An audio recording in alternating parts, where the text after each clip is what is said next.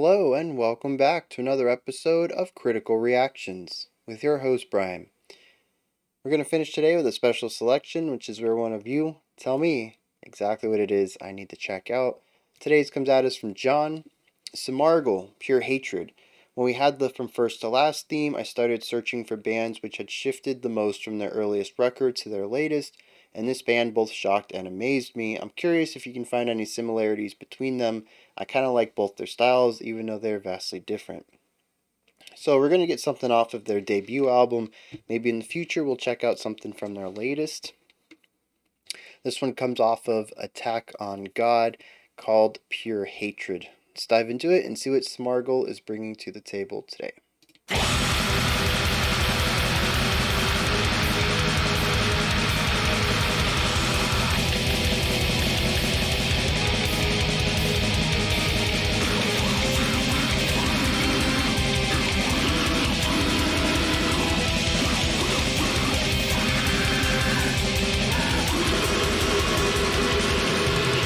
Yep.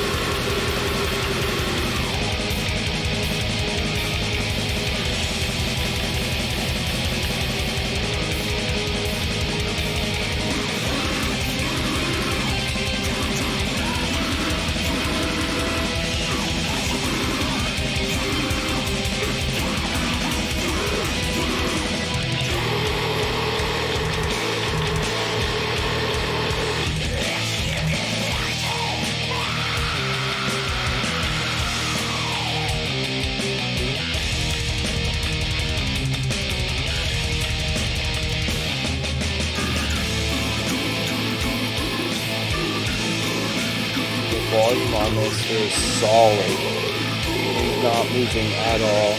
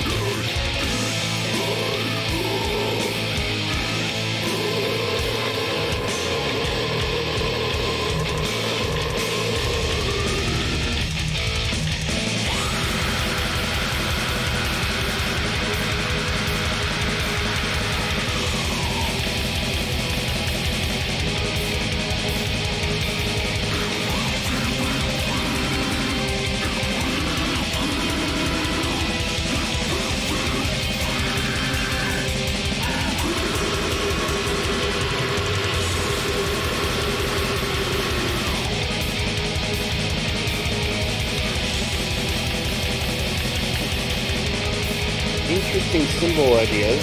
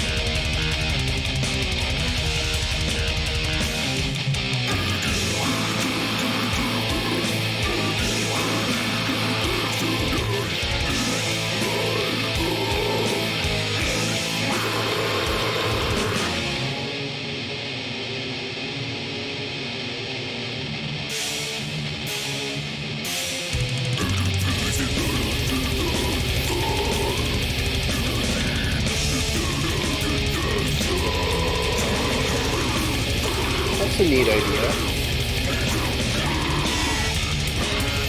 Oh, dang, that bass punches through there.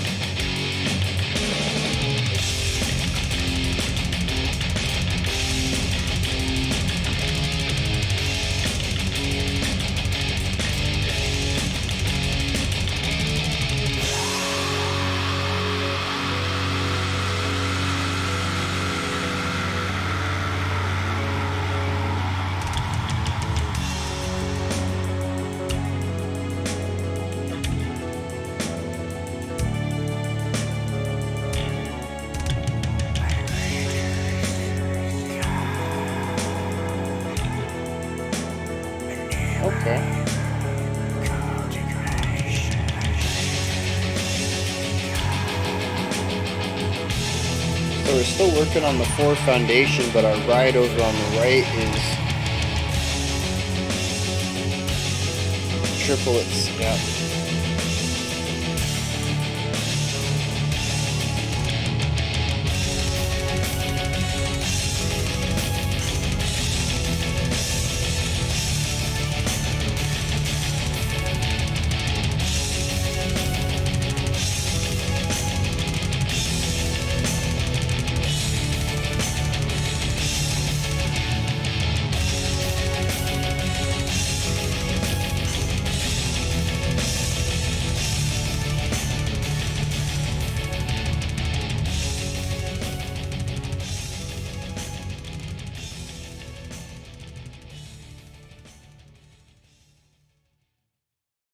Hmm.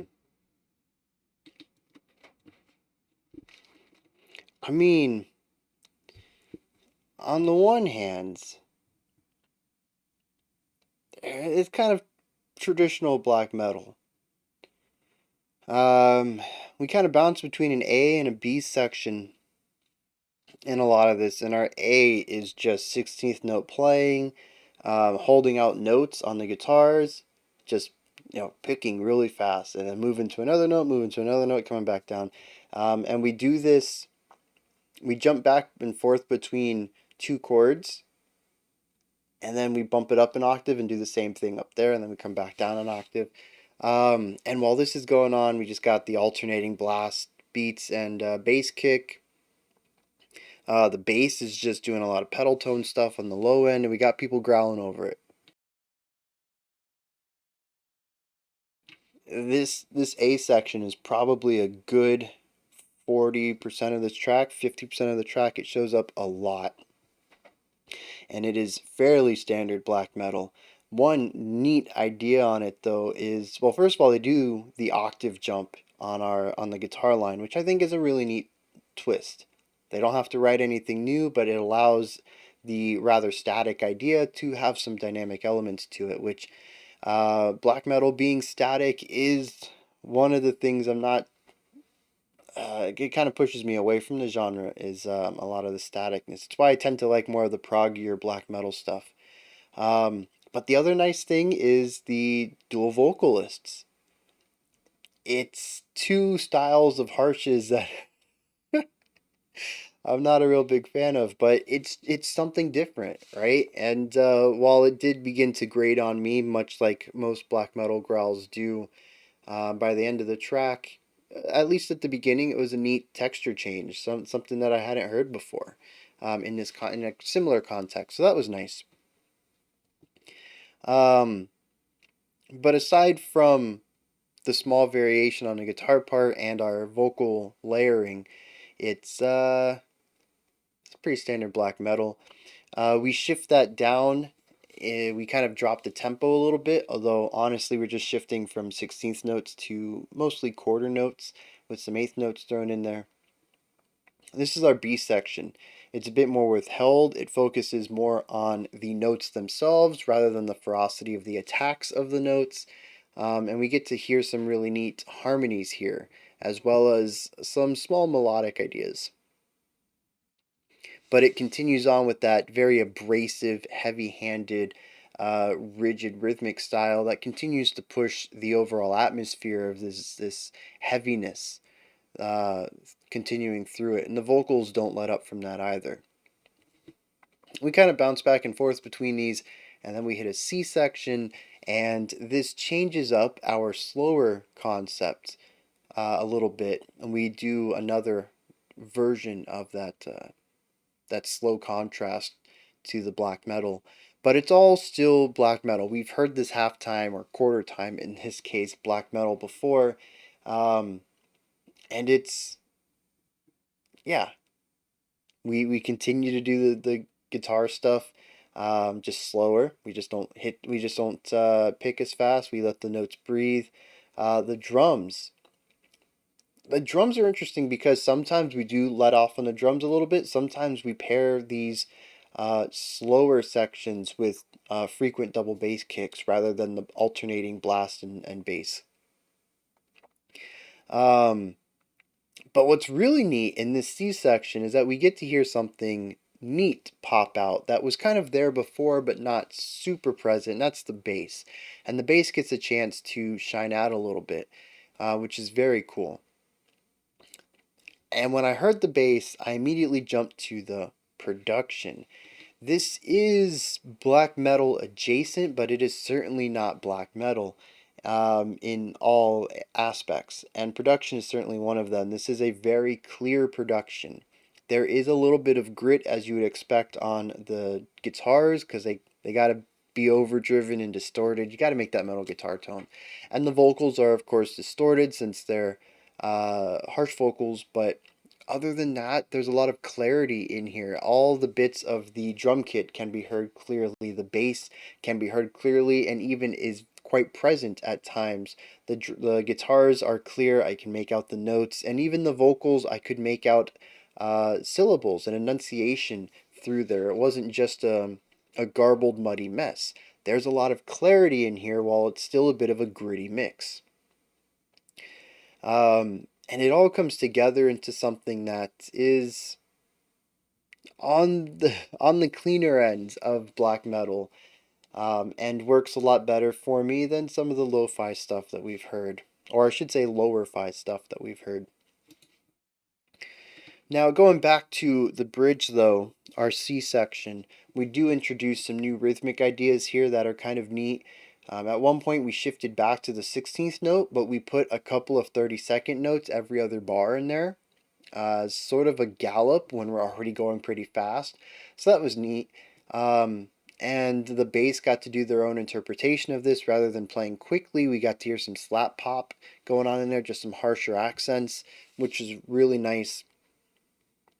And the drumming pretty much stayed consistent with what it had been doing, though we began to hear some really interesting cymbal rhythms, and it's less about just the general rhythms and more about this one specific cymbal tone, because everything else just kind of blurs into the drum kit after a period of time, especially when everybody's playing 16th notes. It just kind of becomes the static noise.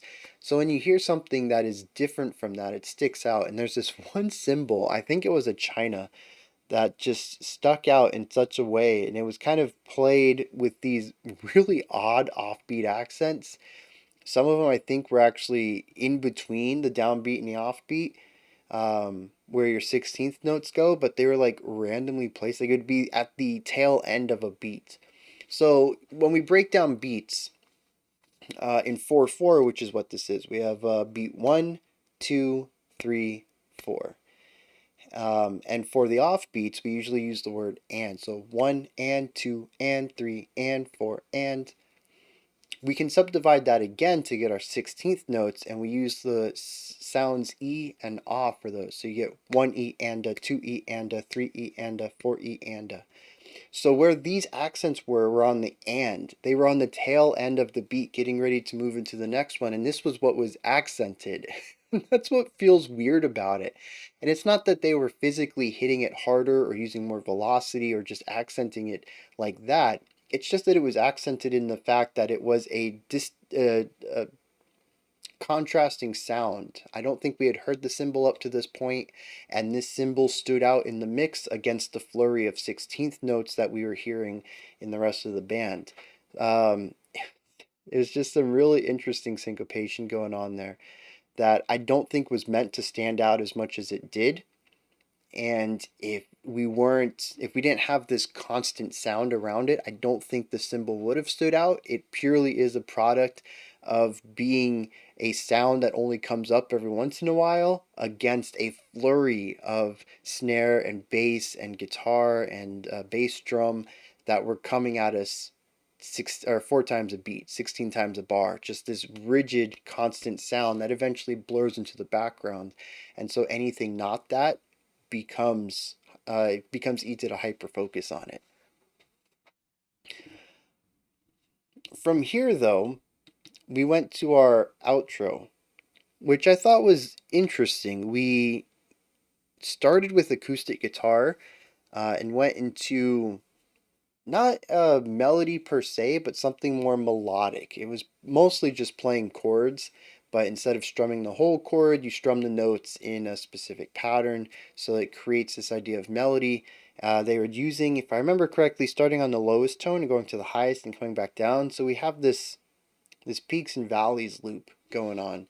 And we do have some variation to it, which I enjoyed, where they changed up the rhythmic components or shifted to maybe the next step up. Maybe they start on the third rather than the root. So there was movement and variation to it. And then we slowly began to add more and more layers, bringing in more and more harsh elements, never bringing in the vocals. I think in order to keep that beauty in there, even when we bring in some of the distorted elements and they kind of bring in that metal harshness, there's still an overall beautiful element to what's going on, and we fade it out. And so to me, we got like an A B, C, D, E kind of thing going on, which they kind of psyched me out. I thought we were going to go with something a bit more standard. And no, kind of go linear once we hit the midpoint, which I thought was neat. So,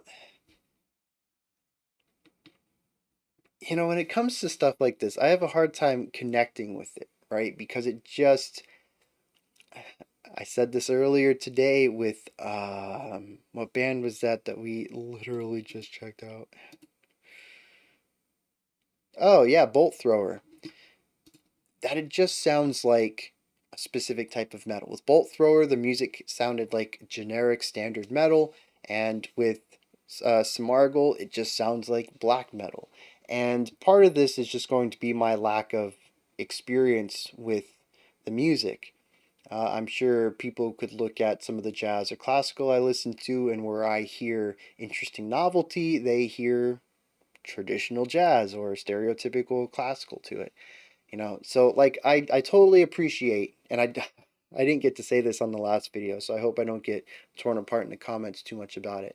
But when I say that this just sounds like typical black metal to me and that I have a hard time pulling the emotion out of it, it is 100% on me. There are certainly a lot of elements in here that are shared with other black metal bands, but that doesn't make the music less emotive or less storytelling because they're relying on those tropes. You can rely on tropes and still tell a unique story. I don't have the experience to extract that out of the tropes that I'm hearing. So that leaves me in a place where I don't really have a strong emotional read or storytelling read on the music. It was a lot of cool riffs. It was a lot of attacks. It was exhausting in the same way a lot of black metal is for me. But I'm not going to sit here or I can't sit here and say, this song made me think of this journey or it made me think of these concepts. It literally just, it was metal. That's how I'm walking away from this. So, very aggressive at points. And I mean, that's kind of the thing, right? When I say something sounds very metal, it's because the overall emotion for me was aggressive. I'm missing the nuance of it. So we're going to check out some lyrics and see if we can't pair anything to that, and we'll wrap this guy up. Well, I can't find lyrics for this. They have lyrics on their official website, but only for select albums, and this is not one of them. There are lyrics on several sites, AZ Lyrics and some other one, and Genius. Again, they're for the ones that they have on their website.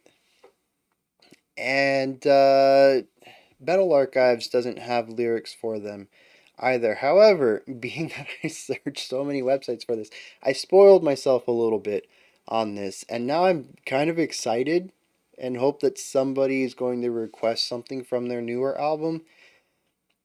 About 10 years after this one, a little less, it was 7 years, I guess, after this album, they released one called Satanic Pop Metal, and it seems that this was where they shifted their sound. After this, well, their albums were Attack on God, Satanogenesis, Manifest, right? And then we have Love, Killer Dance, New Era, Radiance. And so like I'm kind of curious where this goes. According to Metal Archives, they were black and death metal early on, and then later on they were electronic rock pop, drum and bass. Their themes started as Satanism, darkness, and war, and end with sex, love, and feelings. So, like, John was not wrong. Well, I mean, John listened to the band, so I'm sure they weren't wrong. But definitely not wrong when they said that there was a massive shift in their style. I am beyond curious to listen to something modern, and it's going to take every ounce of my being to wait until we can do a proper reaction to it, as to not spoil that video for all of you. But I really want to like listen to some stuff on my own. Without lyrics, though, I have nothing else to add to my analysis, so we're going to wrap this up here. Those are my thoughts on Pure Hatred by Semargl. Yeah, Semargl. Interesting name. I wonder where they got that from. A lot of metal bands. Let me see. Oh, okay. I was going to say a lot of metal bands tend to be from Europe, and there's a lot of languages in Europe. So I was going to say, I wonder if it means something in their native language. They're actually from Ukraine. So that's kind of cool. Um, and so my question stands, does this mean something in their language? The subtraction of that final vowel is what really gets me. You have Semar, so Semar, and then GL. It really feels like there should be an A in there, Semargl. I don't know. Like I said, though, I'm kind of coming at that from English. Anyways, I'm way off topic here. Those are my thoughts on Semargl's Pure Hatred. Oh, based off the title, I assume the aggression in the music is necessary, but it also makes the outro interesting, because unless they're looking at a beauty in their hatred, oh man, that could be a bit of a tough read. I would not be a fan of that. Um, it's really difficult to have pure hatred, all this aggression, and then try to reconcile the ending with those ideas. So, yeah, the lyrics are certainly something that would help on this. Let me know what you thought before I start another ramble. Put that stuff down in the comments if you enjoyed it, anything that stood out to you, anything you think I missed or that you'd like to add on to what I said. Let me know in the comment section. Above that's the description box, and there you can find a link to Linktree. Takes you to this menu right here. Has links for my music, ways to support the channel, a link to the Discord server, and so much more. Above that, if you could, like, subscribe, and ring the bell. I greatly appreciate all three. Alright, until next time, remember to be critical, not cynical, of the music you listen to, and have a fantastic morning, afternoon, or evening, whenever you choose to watch my videos.